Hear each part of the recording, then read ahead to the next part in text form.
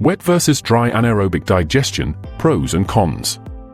In the world of renewable energy, anaerobic digestion is a powerhouse for turning waste into fuel. But not all systems are built the same, and choosing between wet and dry digestion is a critical decision. Home and DIY anaerobic digestion is most frequently fed with segregated kitchen waste, and they use wet anaerobic digestion.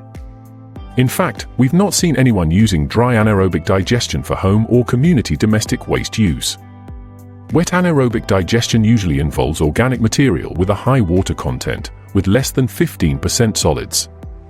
Liquid-based single-stage digester systems are perfect for manure, sewage sludge, and food waste slurries. The main advantage of wet digestion is that the material is easy to pump and mix within the tanks.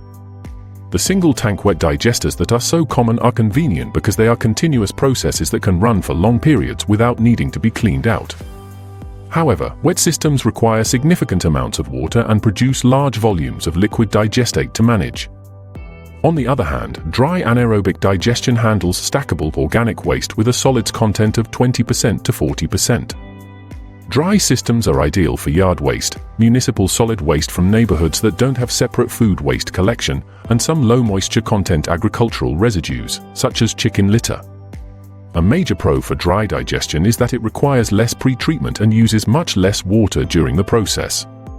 The downside is that the heavy, thick material is harder to move, needs to be contained in an airtight tunnel to exclude oxygen, and requires specialized loaders or conveyors to first fill, percolate digestate through the dry waste, thoroughly wetting it, wait while it produces biogas, extract the gas, vent thoroughly, and manually remove the waste. Once each batch is removed, the next batch is moved into the tunnel, and the process is repeated. There are proprietary dry digestion systems that provide sophisticated mix and move as a plug flow techniques, and those run a continuous process. But rather than spend more time on the process detail, let's return to the pros and cons. And this next disadvantage is a big one against dry digesters. Wet systems always tend to have a higher biogas yield per ton of material because of better mixing and bacterial contact. But it's not all bad for dry digesters because dry systems occupy a smaller footprint and are less sensitive to physical contaminants like plastic or stones. Choosing the right one depends entirely on your specific waste stream and your goals for the end digestate. The first dry digesters were used simply to pre-treat mixed municipal waste, often called residual waste. Now that most UK and EU municipal waste is sorted in material recycling facilities, MRF, also often called council recycling centres, dry digestion is used to reduce the biological activity of the remaining waste. The fate of that dry digested OFMSW, organic fraction of municipal solid waste, is then to be landfilled, because it has a heat value, calorific value, too low for it to be burnt in an incinerator, and is too contaminated for economic recycling.